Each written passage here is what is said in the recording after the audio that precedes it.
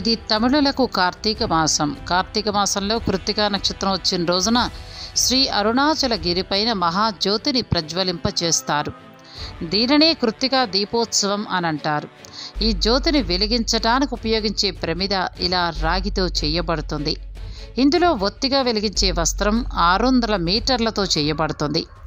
ఈ ప్రమిదను ఒత్తిని జ్యోతి నాడార్ లేదా దీప నాడార్ అని పిలువబడే వంశస్థులు మాత్రమే అందజేస్తారు. ఇక 2500 కిలోల నెయ్యి భక్తులు అందజేస్తారు. అలా వెలిగించిన అరుణాచల మహాదీపం 3 రోజుల పాటు దేదీప్యమానంగా వెలుగుతుంది. సుమారు 24 కిలోమీటర్ల మేర కూడా ఈ దీపం దర్శనమిస్తుంది. గిరులపై ఆలయాలు ఉంటాయి, కానీ ఆ పర్వతమే ఓ మహాలయం. అదే పరమపావనం, దివ్య శోభితమైన అరుణగిరి. భక్తులు మహాదేవుడిగా భావించిన, రమణులు ఆత్మస్వరూపంగా దర్శించిన ఈ గిరి ఔన్నత్యం అనంతం. సాక్షాత్తు పరమేశ్వర స్వరూపంగా భావించి ఈ కొండ చుట్టూ ప్రదక్షిణలు చేసేవారి సంఖ్య అసంఖ్యాకం. అరుణాచలంగా ప్రసిద్ధి చెందిన మహాక్షేత్రం కార్తీక పౌర్ణమి నాడు దేదీప్యమానంగా వెలుగొందుతుంది. తమిళనాడులోని తిరువన్నామలై అరుణాచలేశ్వర ఆలయం పంచభూతలింగ క్షేత్రాలలో ఒకటి. అగ్నిలింగేశ్వరుడిగా ఆదిదేవుడిక్కడ పూజలను అందుకుంటున్నాడు. స్మరణాత్ అరుణాచలే అని అంటారు.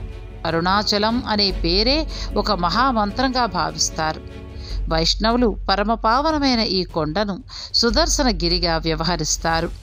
విష్ణువు హస్తభూషణమైన చక్రాయుధం గిరి రూపంగా భువిపై సాకారమైందని విష్ణు భక్తుల నమ్మకం. తిరువన్నామలై అంటే శ్రీకరమైన మహాగిరి అనర్థం. అరుణగిరి రుణానుబంధాలను హరించి వేస్తుందని అరుణాచల మహత్యం తెలుపుతోంది. స్కాంద పురాణంలోని అరుణాచల మహత్యం ఈ క్షేత్ర ప్రశస్తిని, గిరి వైభవాన్ని విశేషంగా వర్ణించింది. మహేశ్వర పురాణంలో వేదవ్యాసుడు అరుణాచల వైశిష్టాన్ని విశదీకరించారు. ముక్తిగిరి, శివగిరి, ఆనందాచలం, అగ్నిగిరి, ఓంకారాచలం ఇలా ఎన్నో పేర్లు అరుణగిరికి ఉన్నాయి. సూర్యుడి నుంచి కాంతిని స్వీకరించే చంద్రుడిలా ఇతర క్షేత్రాలు ఆలంబనగా చేసుకుని ఈ గిరి నుంచి పవిత్రతను అందుకుంటాయి అని చెప్తారు. అరుణాచలాన్ని దర్శిస్తే రుణాలు తీరిపోతాయని నానుడి.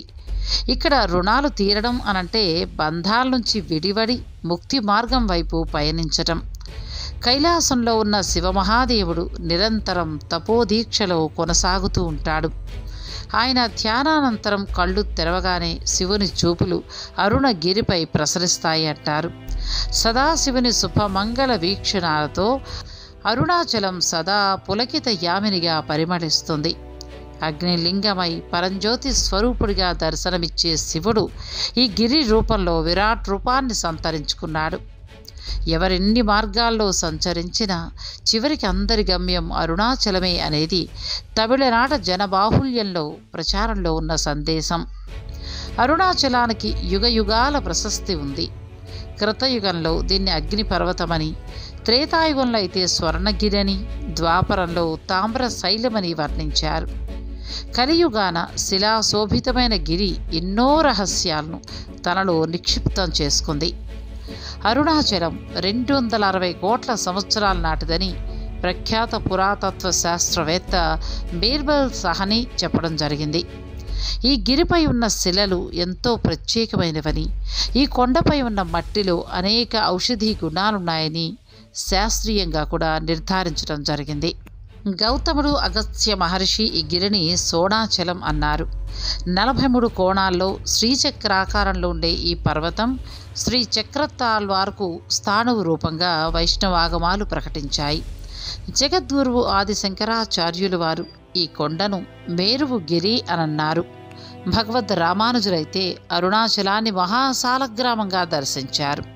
అరుణాచలం శక్తి సంపన్న క్షేత్రం. నమశివాయ అనేది యోగ పంచాక్షరి, అరుణాచలం జ్ఞాన పంచాక్షరి, శ్రీరమణులు ధ్యాన పంచాక్షరి. అరుణాద్రిపై వెలిగే అఖండ దీప తేజస్సు, నిరుపమాన ఆధ్యాత్మిక దివ్య యశస్సు. తమిళంలో గిరిఫలం అని వ్యవహరించే అరుణాచలం ప్రదక్షిణ పూర్వక విధికి ఎంతో వైశిష్టముంది. అరుణాచలం స్వయంగా జ్యోతిర్మయ మహాలింగం కావడంతో కార్తీక పౌర్ణమి నాడు చేసే మహాదేవ ఆత్మలింగ ప్రదక్షిణకు ఇక్కడ ఎంతో ప్రాధాన్యం ఉంది. 14 కిలోమీటర్ల ప్రదక్షిణ మార్గంలో గిరి చుట్టూ అనేక ఆలయాలు, ఆశ్రమాలు, బృందావనాలు దర్శనమిస్తాయి. గిరి ప్రదక్షిణకు అంతటి వైభవం ఏర్పడడానికి కారణమైన అద్వైత గురువు భగవాన్ శ్రీ రమణ మహర్షి. అరుణాచల ప్రదక్షిణం సాక్షాత్తు కైలాసాన కొలువైన శివ పార్వతులకు చేసే ప్రదక్షిణతో సమానమైన ఫలితమిస్తుందని ఆయన చెప్పడం జరిగింది. 53 సంవత్సరాల పాటు అరుణాచలాన్ని తన ఆవాసంగా చేసుకున్న మహర్షి ఈ క్షేత్రాన్ని ఇలా కైలాసంగా అభివర్ణించారు. అక్షర మణిమాలై పేరిట అరుణాచలం ఘన యశస్సును కీర్తిస్తూ రమణులు శతకాన్ని రచించారు. గిరి ప్రదక్షిణ చేసే సందర్భంలో తన మనోభావాలను అరుణాచల అష్టకం ద్వారా ఆవిష్కరించారు. బాల్యంలో అరుణాచలాన్ని దర్శించిన రమణులకు ఈ కొండ ఆధ్యాత్మిక స్ఫూర్తిని అందించింది. ఈ గిరిని స్థిరమైన అనుగ్రహ స్వరూపంగా భావన చేశారాయన. రమణ ఆశ్రమంలోని వినాయక మందిరం నుంచి వీక్షిస్తే అరుణాచలం ఆసీనుడైన నంది రూపంలో కనిపించడం మరో విశేషం. గిరి ప్రదక్షిణ మార్గంలో యమలింగం, సూర్యలింగం, వరుణలింగం, వాయులింగం ఇలా అష్టలింగాలుగా దర్శనమిస్తాయి. అగస్త్య తీర్థం, ఉన్నామలై తీర్థం వంటి పవిత్రమైన తీర్థాలకు ఈ గిరి నెలవు. మరి వీడియో మీకు నచ్చిందా? అయితే లైక్ చేయండి, షేర్ చేయండి. ఇటువంటి విలువైన ఆధ్యాత్మిక విశేషాల కోసం మా ఛానల్ను సబ్స్క్రైబ్ చేసుకోండి.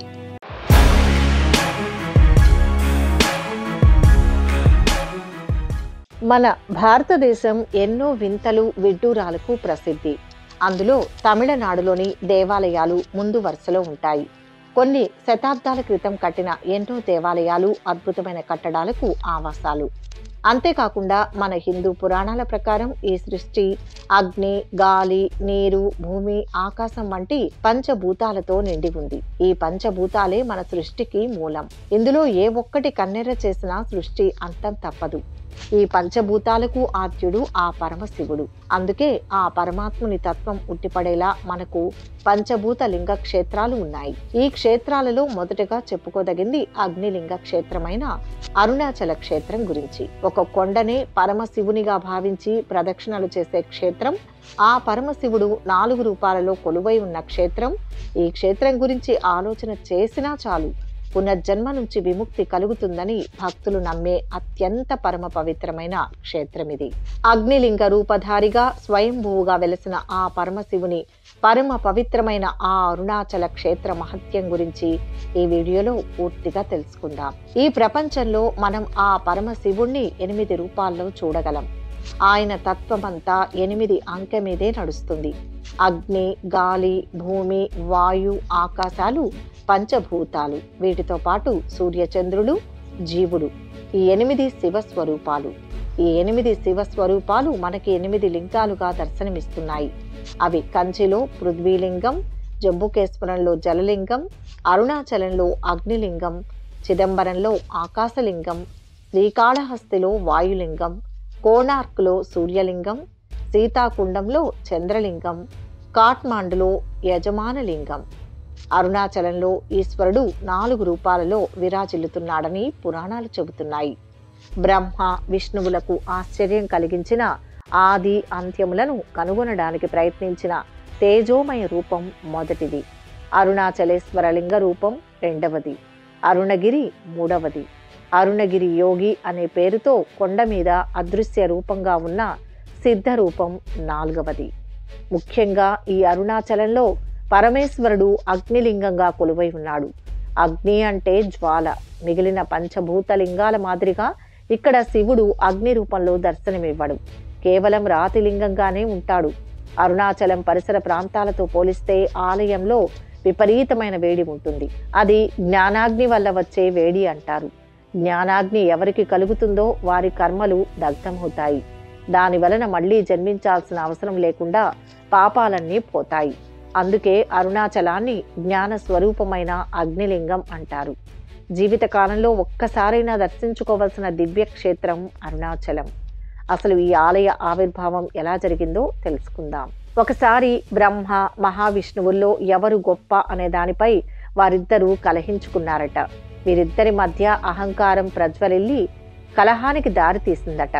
నేను సృష్టికర్తను, నేను సృష్టించకుండా ఈ సృష్టి ఎక్కడి నుంచి వచ్చిందని బ్రహ్మ, నేను స్థితికారుణ్ణు, అన్నీ సవ్యంగా సాగడానికి కారణం నేనే కనుక నేనే గొప్ప అని విష్ణువు అనడం ఇద్దరి మధ్య వాదోపవాదానికి దారితీసిందట. ఏ మాయ వల్ల వారు కలహానికి దిగారో అది తెలియాలని ఇరువురి మధ్య పరమశివుడు ఒక పెద్ద జ్యోతి స్తంభంగా వెలిశాడట. అనంతరం బ్రహ్మ విష్ణువులిద్దరినీ ఈ జ్యోతి స్తంభం ఆది అంతాలు తెలుసుకుని రమ్మన్నాడట. వరాహమూర్తి అయి శ్రీ మహావిష్ణువు జ్యోతిర్లింగం ఆదిని తెలుసుకోవడానికి భూమిని తవ్వుతుకుంటూ పాతాళలోకం దాటి వెళ్ళిపోగా పైన ఉన్న కొనభాగాన్ని తెలుసుకోవడానికి హంసనెక్కి చతుర్ముఖ బ్రహ్మ ఊర్ధ్వముఖానికి వెళ్లారట. అలా కొన్ని వేల దివ్య సంవత్సరాలు వారు ప్రయాణం చేశారట. బ్రహ్మకు అలసట రావడంతో ఒక చోట ఆగిపోయారట. ఆ సమయంలో పైనుంచి పడుతున్న ఒక మొగలి పువ్వును పట్టుకొని అడిగారట, నువ్వు ఎక్కడి నుంచి వస్తున్నావని. అప్పుడు మొగలి పువ్వు, నేను శివుడి తలపై నుంచి కింద పడుతున్నా అని సమాధానమిచ్చిందట. ఈ శివలింగం పైభాగం ఇంకెంత దూరం ఉందని ఆ కేతకీ పుష్పాన్ని బ్రహ్మ అడగ్గా అందుకు ఆ పువ్వు, నేను ఇలా పడ్డం మొదలుపెట్టి కొన్ని వేల దివ్య సంవత్సరాలైందని చెప్పిందట. ఆద్యంతరహితమైన శివలింగాన్ని కనుక్కోలేక మొగలి పువ్వుతో బ్రహ్మ ఈ విధంగా అన్నాడట, శివలింగం పై భాగం నుంచి నేనే నిన్ను తీసుకొచ్చానని శివుడికి చెప్పాలి అనడంతో అందుకు ఆ మొగలి పువ్వు అంగీకరించిందట. అప్పుడే అక్కడికి వచ్చిన కామధేనువులు కూడా సాక్ష్యం చెప్పాల్సిందిగా బ్రహ్మ కోరాడట. దీంతో ఆ రెండింటిని తీసుకుని పరమశివుడి వద్దకు చేరాడట బ్రహ్మ. అప్పటికే మాయమేఘం వీడిపోయిన శ్రీ మహావిష్ణువు తాను ఈ లింగం ఆదిని కనుక్కోలేకపోయానని నిజం ఒప్పుకున్నాడట. అయితే అగ్నిలింగం ఆరంభాన్ని తాను చూశానని అందుకు మొగలి పువ్వు కామధేనువులే సాక్షి అని చెప్పాడట బ్రహ్మ. మొగలి పువ్వు అవును అని సమాధానమివ్వగా కామధేనువు తలతో అవునని తోకతో కాదు అని సమాధానమిచ్చిందట. అందుకు ఆగ్రహించిన శివుడు, నువ్వు భూలోకంలో పూజాధికాలు లేకుండా ఉండుగాక అని బ్రహ్మను శపించాడట. అసత్యాన్ని పలికిన మొగలి పువ్వును పూజకు పనికిరావని, సగం నిజం సగం అబద్ధం చెప్పిన ఆవు ముఖానికి పూజ లేకుండా కేవలం వెనుక భాగానికి మాత్రమే పూజలందుకుంటావని శపించాడట. అలా ఆనాడు జరిగిన సంఘటన అంతా ఇక్కడే జరిగిందంటారు. తర్వాత ఆ అగ్ని రూపం పర్వతంగా మారింది. అదే అన్నామలై. శివుడికి ఉన్న అనేక నామాల్లో అన్నాల్ అనే పేరు కూడా ఒకటి. అన్నాళ్ అంటే అగ్ని, ప్రకాశం అనే అర్థాలు ఉన్నాయి. మలై అంటే పర్వతం. ఈ రెండూ కలిసి అన్నాల్ మలై కాలక్రమేణా అన్నామలై అయింది. తిరు అంటే తెలుగులో శ్రీలాగా, తమిళంలో గౌరవ సూచకంగా అంటారు. సాక్షాత్తు శివుడు రూపుదాల్చిన పర్వతానికి గౌరవ చిహ్నంగా తిరు ముందు చేరి తిరువన్నామలైగా ప్రసిద్ధి పొందింది. శివస్వరూపుడైన ఆ కొండని పూజించడం అందరి వల్ల కాదని, పర్వతపాదంలో అర్చాస్వరూపంగా రూపుదాల్చమని బ్రహ్మాది దేవతలు శివుణ్ణి వేడుకోగా శివుడు చిన్న లింగంగా రూపుదాల్చి తర్వాత ఆ పర్వతంలో అంతర్ధానమయ్యాడు. ఈ మహిమాన్వితమైన లింగ ప్రతిష్ఠకి ఒక మంచి ఆలయాన్ని నిర్మించవలసిందిగా బ్రహ్మ విష్ణువులు దేవశిల్పి అయిన విశ్వకర్మను కోరారు. విశ్వకర్మ ఆధ్వర్యంలో అక్కడ ఒక అద్భుతమైన ఆలయం, 300 పుణ్యతీర్థాలు, అందమైన నగరం రూపుదిద్దుకున్నాయి. తర్వాత యుగాలు మారుతూ ఈ ఆలయం ఎన్నో మార్పులు చెందుతూ ప్రస్తుతం ఉన్న ఆలయం భక్తులను తరింపచేస్తోంది. అరుణాచల క్షేత్రం పరమ సత్యమైన క్షేత్రం. శివుడు లింగ రూపంలో ఆవిర్భవించిన తర్వాత అక్కడ నిర్వహించవలసిన పూజాది కార్యక్రమాలు ఎలా చేయాలనే విషయాన్ని ఆయనే నిర్ణయించి గౌతమ మహర్షిని ఆదేశించారట. అరుణాచలంలో ఏ ఏ సేవలు ఉండాలి, ఏ ఆలయాలు ఉండాలి, ఏ పూజలు చేయాలి అనే విషయాలను నిర్ణయం చేసిన వారు గౌతమ మహర్షి. ఈ క్షేత్రానికి కాలభైరవుడు క్షేత్రపాలకుడు. స్థల వృక్షం ఇప్ప చెట్టు. అభిత కుచాంబ అనే పేరుతో అమ్మవారు ఇక్కడ ఉంటారు. విఘ్నేశ్వరుడు, సుబ్రహ్మణ్య స్వామి, పాతాళలింగ కూడా ఇక్కడ ఉంటాయి. అంతేకాకుండా ఈ ప్రదేశం ఎందరో సిద్ధ పురుషులకు పరమ పవిత్రమైన స్థలం. దేవతలు కూడా ఎప్పుడూ ప్రదక్షిణ చేస్తుంటారు. పర్వతం మొత్తం శివస్వరూపం. ఈ క్షేత్రంలో ఒక మినహాయింపు ఉంది. అదేంటంటే ఇక్కడి పర్వతం చుట్టుపక్కల 24 మైళ్ళ దూరం దాని తేజస్సు పడుతుందట. అంత దూరం కూడా ఏ దీక్షా నియమాలు ఉండవట.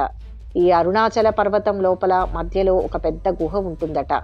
అక్కడ ఓ పెద్ద మర్రి చెట్టు ఉంటుందని, దాని కింద దక్షిణామూర్తి స్వరూపుడై సిద్ధయోగిగా పరమశివుడు ఇప్పటికీ కూర్చొని ధ్యానం చేస్తుంటాడని భక్తుల నమ్మకం. అయితే అక్కడికి వెళ్లాలని ప్రయత్నించిన వారు తీవ్ర ఇబ్బందులు ఎదుర్కొని చివరకు వెనుతిరిగి వచ్చేశారట. అలా దక్షిణామూర్తిని దర్శించాలని బయలుదేరి వెనుదిరిగిన వారిలో రమణ మహర్షి కూడా ఉన్నారట. ఇక ఇప్పుడు ఉన్న ఆలయ విశేషాలకు వస్తే, తమిళనాడులో ఆలయాలు అతి విశాలంగా అద్భుత శిల్ప సంపదతో ఉంటాయి. దీనికి కారణం ఈ ప్రాంతాన్ని పాలించిన చోళరాజుల శ్రద్ధాభక్తులే కావచ్చు. తిరువన్నామలైలోని అన్నామలయ్యార్ ఆలయం 24 ఎకరాల స్థలంలో విస్తరించి ఉంది. 4 వైపులా 4 ఉన్నత గోపురాలతో ఉండే ఈ ఆలయం వాస్తు, శిల్ప, నిర్మాణ శాస్త్రాల పరంగా అపురూపమైనది. ఆలయంలో మొత్తం 6 ప్రాకారాలు, 9 గోపురాలు ఉన్నాయి. ఆలయ ప్రాంగణంలో అనేక మంటపాలు, వసారాలు, ఉపాలయాలు కన్నుల పండుగగా దర్శనమిస్తాయి. ఈ గోపురాలలో తూర్పు వైపున ఉన్న దానిని రాజగోపురం అంటారు. ఇదే ప్రధాన ద్వారం. నేలమట్టం మీద 135 అడుగుల వెడల్పు, 98 అడుగుల పొడవు కలిగిన దీర్ఘచతురస్రాకారంలో ఉన్న ఈ గోపురానికి 11 అంతస్తులు ఉన్నాయి. ఇక్కడ తంజావూరు బృహదీశ్వరాలయానికన్నా ఎత్తైన గోపురం నిర్మించాలని దానికన్నా 1 అడుగు ఎత్తుగా అంటే 217 అడుగుల ఎత్తైన గోపురాన్ని నిర్మించారు. బయటి ప్రాకారానికి ఉన్న మిగతా 3 గోపురాలను అమ్మణి అమ్మాళ్ గోపురం, తిరుమంజరం గోపురం, పేయి గోపురం అంటారు. ఇవి 171, 157, 144 అడుగుల ఎత్తులో ఉన్నాయి. 70 అడుగుల ఎత్తులో ఉన్న మిగిలిన గోపురాలు లోపల ప్రాకారాలకు ఉన్నాయి. ఇక ఈ ఆలయంలో ముఖ్యంగా 3 ఉత్సవాలు జరుగుతుంటాయి. ఆలయంలో వలయాకారపు మండపం ఉంటుంది. అక్కడ అమ్మవారికి గాజుల్ని సమర్పించుకుంటారు. ఇక కార్తీక మాసంలో జరిగే మరో గొప్ప ఉత్సవం దీపోత్సవం. దీనిని అత్యంత వైభవంగా నిర్వహిస్తారు. ఇక కన్నుల పండుగగా జరిగే ఉత్సవం పార్వతీ పరమేశ్వరుల మధ్య వచ్చే ప్రణయ కలహోత్సవం. ఎందుకు వారి మధ్య ప్రణయ కలహం వచ్చిందంటే ఇందుకు ఓ పురాణ గాథను చెబుతారు. ప్రమద గణాల్లో భృంగి ఒకడు. ఆయన శివుడికి మాత్రమే భక్తుడు. కేవలం ఆయనకు మాత్రమే ప్రదక్షిణ చేసేవాడు. ఇలా రోజూ చేస్తుండడంతో ఓ రోజు అమ్మవారికి ఆగ్రహం వచ్చిందట. ఏం చేస్తాడో చూద్దామని భృంగి వస్తుంటే అమ్మవారు పరమశివుడి ఎడమ భాగంలోకి వెళ్ళిపోయి అర్ధనారీశ్వర రూపాన్ని ధరించారట. అదే సమయానికి అక్కడికి వచ్చిన భృంగి తేనెటీగలా మారిపోయి పరమశివుడికి అమ్మవారికి మధ్య రంధ్రం చేసి ప్రదక్షిణ చేశాడట. దీంతో ఆయన భక్తికి మెచ్చిన శివుడు మోక్షం ఇస్తానని, ఇవ్వకూడదని అమ్మవారు ఇరువురు కలహించుకున్నారని గాథ. ఆది దంపతుల గాథను స్ఫూర్తిగా తీసుకుని అర్చకులు అరుణాచలంలో అత్యంత వైభవంగా ప్రణయ కలహోత్సవం చేస్తారట. ఈ సందర్భంగా పరమశివుడు భృంగికి మోక్షం ఇవ్వడం, దీంతో పార్వతీదేవికి కోపం వచ్చి అవిత కుచాంబ ఆలయంలోకి వెళ్లి తలుపేసుకుంటుంది. పరమశివుడు ఒక్కడే గిరి ప్రదక్షిణకు వెళ్తే దొంగలు దోచుకుంటారు. ఇప్పటికీ ఈ దొంగల తోపును ఆనవాయితీగా చేస్తున్నారు. అంతేకాకుండా శివుడు మహాజ్యోతి రూపంలో సాక్షాత్కరించిన రోజు కొండ మీద దీపం వెలిగిస్తారు. అత్యంత వైభవోపేతంగా జరిగే ఈ ఉత్సవం 3000 సంవత్సరాల కన్నా ముందు నుంచే జరుగుతోందని తమిళ సాహిత్యం ఆధారంగా తెలుస్తోంది. ఈ ఉత్సవం తమిళుల కార్తీక మాసంలో అంటే నవంబర్ 15 నుంచి డిసెంబర్ 15 వరకు 10 రోజుల పాటు చాలా పెద్ద ఎత్తున నిర్వహిస్తారు. కార్తీక మాసంలో ఉత్తరాషాఢ నక్షత్రం రోజున ప్రారంభమై భరణి నక్షత్రం రోజున ముగుస్తుంది. 10వ రోజు తెల్లవారుజామున గర్భగుడిలో భరణి దీపం వెలిగిస్తారు. అదే రోజు సాయంకాలం 6 గంటలకు అరుణాచలంపై మహాదీపాన్ని వెలిగిస్తారు. ఈ దీపం కోసం 10 అడుగుల ఎత్తు, 5 అడుగుల వెడల్పు గల పెద్ద పాత్రలో 1000 కిలోల స్వచ్ఛమైన నేతిని పోసి 350 మీటర్ల పొడవైన ప్రత్యేక వస్త్రంతో తయారు చేయబడిన ఒత్తి వేసి వెలిగిస్తారు. ఈ జ్యోతి 7 అడుగుల ఎత్తు ఎగసి ఆ ఉజ్వల కాంతి చుట్టుపక్కల 35 కిలోమీటర్ల వరకు కనపడుతుంది.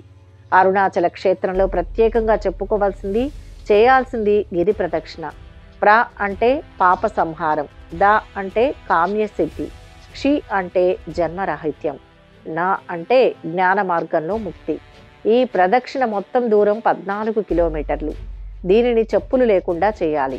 ఆధ్యాత్మిక సాధన చేయాలనుకునేవారు గిరి ప్రదక్షిణ చేయాలని రమణ మహర్షులు అంటారు. 43 కోణాలున్న శ్రీ చక్రాకారం ఉన్నది కనుక దీనిని సుదర్శనగిరి అని కూడా అంటారు. ఈ క్షేత్రం అర్ధనారీశ్వర రూపమని, దానికి ప్రదక్షిణ చేస్తే శివపార్వతులకు ప్రదక్షిణ చేసినట్లేనని భక్తుల నమ్మకం. 14 కిలోమీటర్ల దూరం ఉండే ఈ ప్రదక్షిణ మార్గం అంతా విశాలమైన తార్ రోడ్డు, ఇరుపక్కల ఎత్తైన వృక్షాలతో సుందరంగా ఉంటుంది. దారిలో అష్టదిక్పాలకుల పేర్లతో 8 శివాలయాలు, దుర్గాదేవి, ఆంజనేయ స్వామి, ఆది అన్నామలై వంటి అనేక ఆలయాలే కాకుండా సుప్రసిద్ధ రమణ మహర్షి, శేషాద్రి మహర్షుల ఆశ్రమాలు కూడా ఉంటాయి. ఆది అన్నామలైలో శివలింగ ప్రతిష్ఠ బ్రహ్మదేవుడు చేశాడంటారు. ఇక్కడ అమ్మవారు అన్నమలై అమ్మాళ్. ఇది కూడా పెద్ద ఆలయం. ప్రతిరోజు గిరి ప్రదక్షిణ చేయవచ్చు.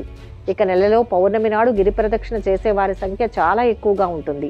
పౌర్ణమి రోజు సాయంత్రం చల్లబడ్డాక విశాలమైన గిరి ప్రదక్షిణ మార్గంలో వాహనాలను అనుమతించరు. అంత విశాలమైన మార్గంలో కూడా మనిషికి తగలకుండా వెళ్ళలేమంటే అతిశయోక్తి కాదు.